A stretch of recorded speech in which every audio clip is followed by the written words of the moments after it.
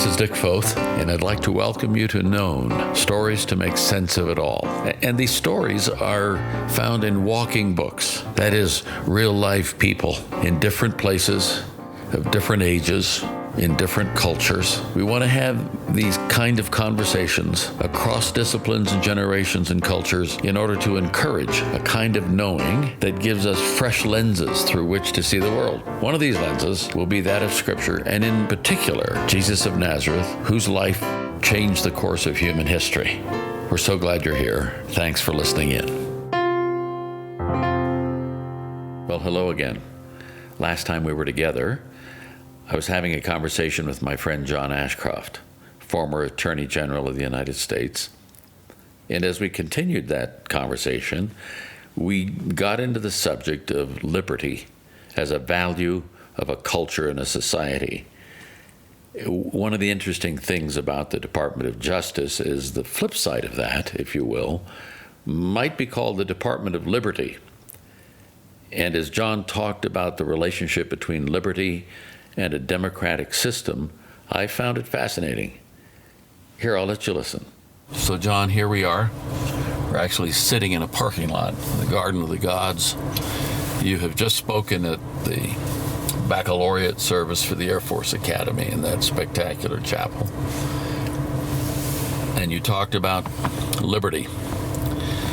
Talk to us about your thoughts on liberty as relates to both the culture, the governance of our own nation, but also at the core what that means for us as individuals. Well, I think liberty is something that God built into creation, that we were designed to make free choices. And I think God had plenty of command creatures, control creatures in the angelic hosts, but he creates people to make choices. They have to choose for or against God. They have to make choices, and those choices are consequential. So while liberty, I think, is the core value of the American culture, I think it's a core component of human existence, and that people flourish in situations where they have freedom, and they don't in situations where they are controlled or they're deprived the freedom to be what God intended them to be innovators and creators, things like that. So my sense is that liberty, yes, it's an American value that's expressed profoundly here, but I think it's more than that. I think it's part of creation. So when Alexis de Tocqueville, this sociologist, comes from France in the 1830s to study prison reform, and he starts interviewing Americans about what they consider their highest value. His distillation of that essentially is that freedom is as you put it, the core value, but even more than that, individual freedom is the core value. So you're saying that freedom, both as a God-given component of who we are, is at the heart of who we are, but it's also at the heart of the nation. Yeah, well, if you'll look at our history, it was Patrick Henry who famously said, "Give me liberty or give me death." And the folks who dumped the tea into the harbor called themselves the Sons of Liberty. And the Declaration of Independence talks about, we hold these truths to be self-evident, that all men are created equal and endowed by their Creator with life, liberty, and the pursuit of happiness. If you think about those three things, life, liberty, and the pursuit of happiness, well, obviously you don't have life. Yes, we're alive, but meaningful life requires liberty, and liberty is a means to pursue happiness. It's another description of it.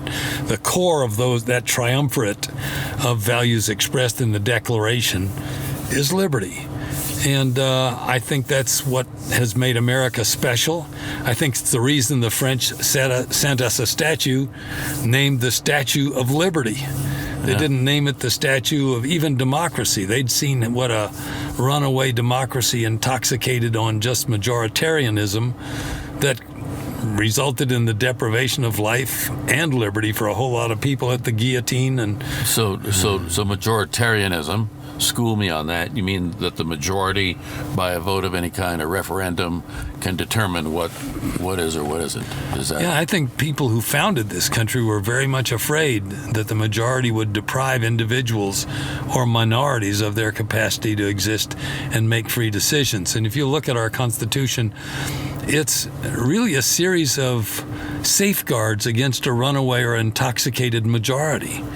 We have divided the lawmaking system into the House and the Senate, and they can't even act without the President of the United States. So there's fragmentation of governments, a design to protect against an overreaching majority, a democracy that begins to act like some of the overseas democracies do. They discriminate against minorities. I think now we're in trouble in our country because when a new regime appears overseas, we ask them, were you democratically elected? And if they say yes, we say, we're good. Okay, yeah, we'll recognize you and we'll fund you. That's the first two things we do. And the first two things they do is kill all the Jews and run the Christians out because they don't believe in liberty as a controlling value. Democracy, it should be understood, is a process. Liberty is an outcome. And democracy happens to be one of the better processes for ultimately safeguarding liberty, but you have to safeguard even against a democracy which intoxicated and run away toward majoritarianism deprives the individuals or minorities of their rights.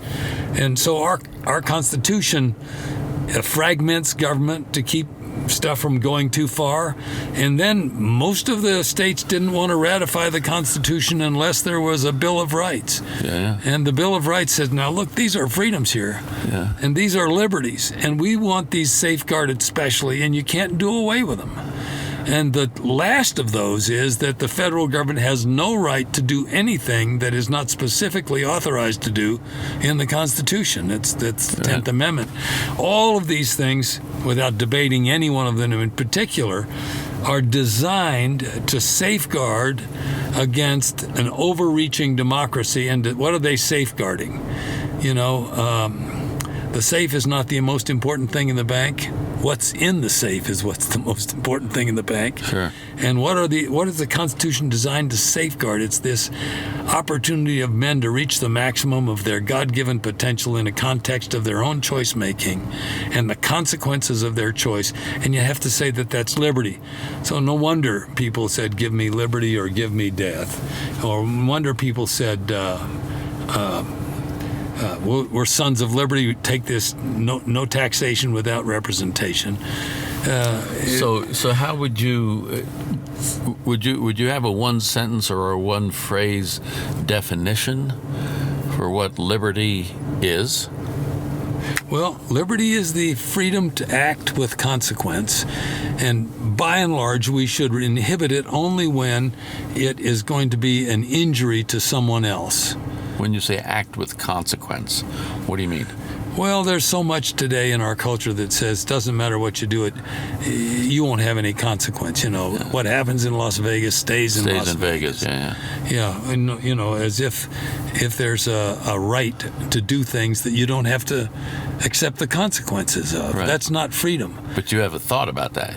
Well, the absence of consequence is not freedom. The absence of consequence is meaninglessness. For instance, if you want to act, say you want to hit a nail and you want to drive it in, but if you can't be assured that when you hit the nail that it'll go in instead of fall out or bend over or disappear, you can't count on a consequence. You can't even construct a simple box. Or if you're holding something and you want to drop it, if there's no predictable consequence, if there are not laws of nature that govern consequence, you let go of it and it stays there in midair, or it goes up or goes sideways. What freedom is there? What value is your liberty to make a decision about whether you seize it, you cling to it, or you let it go? a while back, a few years back, a young man asked me, do you have a fear as you age? And now here we are, two 75-year-old geezer, is that the word we want to use? Oh, yeah, that's the geezer. We've entered geezerdom, and we're probably well into the geezerdom. See, I say we're just into the fourth quarter, and if you look at March Madness, a lot of good stuff happens in the fourth quarter. Yeah, it does, but I say that when you get to be our age, you're probably in the 2-minute drill. We're in the 2-minute offense. That's the difference between the basketball fan and the football fan. Yeah, there you go. The 2-minute offense is you better get it done quick because time is running out. Clock is ticking. So this young man said, what is your greatest fear? If you have a fear as you age, and I just blurted out the fear of being inconsequential. And I think it fits within. That doesn't mean that I need to run something. I don't need to be president of this or head of that. But it does mean that even in these more advanced years, I never thought I'd be this old, that either what we say or how we invest our time or energy has consequence, and it's a good consequence. And what I hear you saying is that actions without consequence or without negative consequence, whatever it is, doesn't make a person free. It makes them meaningless. It's a little bit like the 70s. What I'm saying is that there is no such thing as action without consequence. Yeah, okay. And the way you can avoid consequence is to avoid acting. If you don't act, you won't have a consequence. If you don't speak, you won't have a consequence. And I think what God says to us is, in creating us, he says, be very careful what you do, because you have great consequence. And frankly, that gives dignity to humanity that you couldn't find in any other way. If it were possible for us to act without consequence, we would be meaningless. What if all the things we were to do, all the efforts we were to make were not? So God gives us consequence, and theologically, the invitation of people to participate in the redemptive mission of Jesus by forgiveness and by working for restoration and for healing relationships, and literally for healing, period, like doctors. And think of all the great and noble things that happen because God has given us the idea of consequence. We shortchange ourselves if we think we can do great things with consequence, but if we do demeaning or immoral things, they won't have consequence. That's a fabrication and a myth that leads us to a self-destructive idea that if you don't have consequence, you're meaningless, you're worthless. I know people who are old, who are feeble, who have consequence because they either write letters or some of them are prayer warriors. Yeah, they pray.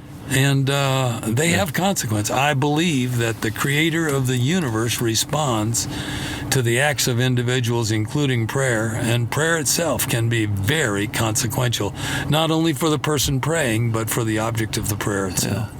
Yeah. Let me circle back to something just for a minute.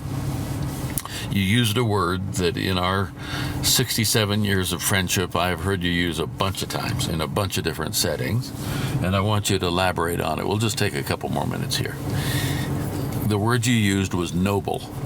This little 5-letter word that I've heard in a number of different conversations, speeches, some writing. Talk to us about, one, where you got that word, and 2, why it has meaning for you. Because it must. I mean, I used to hear my father pray in the mornings to begin the day. Okay. And he would ask that God would help us to do things that were noble. And nobility is hard to define, but I think it is doing things that transcend your own self-interest, doing things that are in the interest of the community, that godly things that would elevate people and enrich people rather than to devalue them. When people decide to put others in front of themselves, to borrow from Scripture, to think of others as better than themselves, this is Christ-like. You know, what could be more noble than to offer yourself as a sacrifice for other people so other people wouldn't have to suffer? Right. In speaking at the Air Force Academy Baccalaureate this morning, I commended them and other members of the military for being willing to place themselves between disaster and their fellow men, between aggressors and innocent citizens, between evil and their neighbors. Jesus set himself between an eternity of meaninglessness and devaluation, and to protect people so that they could be reunited with the Father. How could something be more noble than that human existence somehow reaches its intended purpose because Jesus decided that it was more important to do that than to save his own existence. It strikes me, even as you're talking, that sometimes in our country, in the West, we have some fascination, some more than others, with the royal family in Great Britain, for example, the royals, as they're called there. Yeah. And very few of us, and Scripture says, not many princes, very few of us could aspire or be born into royalty. But as I'm listening to you talk, there's no reason why any of us should not walk in nobility, in this not lofty, but a to coin or to pick up on an Air Force phrase that we heard today, to aim high, if you will, in terms of what we do with our lives. Yeah. Young people ask me, what do they recommend? I always say, aim high. You may not hit what you're aiming at, but you'll hit something up high. If you aim low, you probably won't hit what you're aiming at either, but you'll hit something down low. And the idea that there is a capacity, and I think there's something placed within us. Maybe it's the mark of the Creator that's in us that responds to the idea of nobility, this Christ-like willingness to sacrifice oneself so that others can either be improved, enhanced, enriched, or survive. And this was obviously the object of Jesus in the world. It was not easy. He wrestled with his own crucifixion, right. Pled in the garden. Wow, do I have to go through with this? Sure. Finally, not my will, but thine be done. And then on the cross says, my God, why have you forsaken me? But then he says, into thy hands. He says, the into thy hands sort of idea is that God receives him and he trusts God. In the hands of God, doing noble things brings eternal consequence. And that's a pretty interesting idea. Well, on that interesting idea, we're going to end this conversation, get out of the car, and go walk through the Garden of the Gods. We'll talk more later. Thanks.